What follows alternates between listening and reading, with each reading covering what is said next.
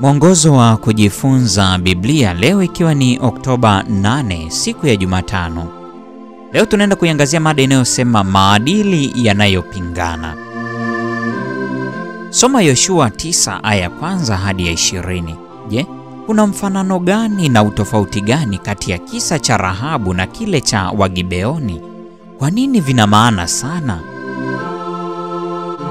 Sura hii ya Yoshua inaanza kwa kutuarifu kwamba wafalme watano wa Kanaani ambao kwa kawaida walitawala maeneo ya miji midogo waliamua kufanya muungano dhidi ya Waisraeli. Kinyume chake, wakazi wa Gibeoni waliamua kuanzisha agano pamoja na Israeli. Ili kuwahadaa Waisraeli katika kufanya agano nao, Wagibeoni wakaamua kufanya hila ya kuwa mabalozi kutoka ugenini. Kulingana na Kumbukumbu la Torati sura ile 20 aya 10 hadi 18, Mungu aliweka tofauti kati ya Wakanaani na watu walioishi nje ya nchi ya ahadi. Neno lililotafsiriwa kama kwa hila au kwa werevu linaweza kutumiwa likiwa na maana chanya, likionyesha busara na hekima.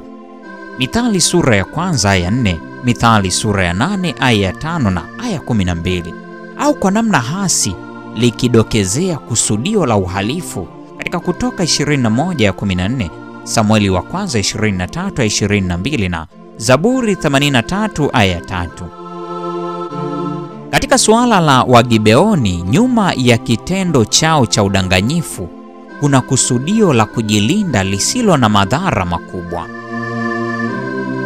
Hotuba ya Wagibeoni inafanana kwa kiasi cha kushangaza na ile ya Rahabu. Wote wanatambua nguvu ya Mungu wa Israeli na wote wanatambua kwamba mafanikio ya Israeli hayatokani tu na tendo kubwa la kibinadamu. Kwa kulinganisha na Wakanaani wengine, hawa hawaasi dhidi ya mpango wa Yahwe wa kuwapatia nchi Israeli, na wanakiri kwamba Bwana mwenyewe ndiye anayeyaondoa mataifa haya mbele za Israeli.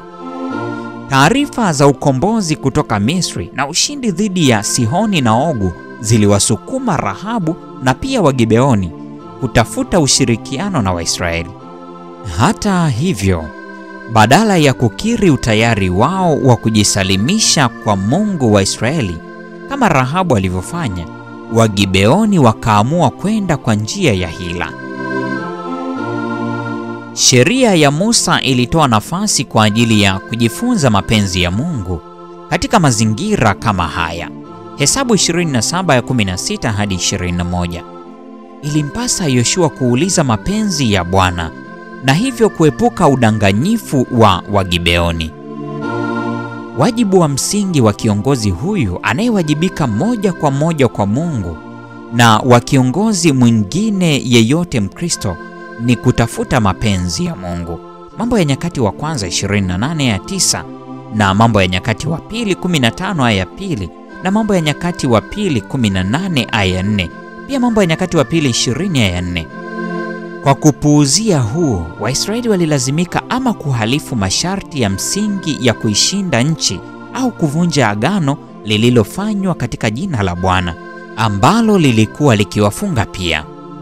Je, ni mara ngapi umejikuta ukipambana kati ya kile kinachoonekana kuwa ni maadili ya namna mbili ya kibiblia yanayokinzana? Hii ni siku ya Jumatano. Mungu atubariki sote na nikutakie wakati mwema.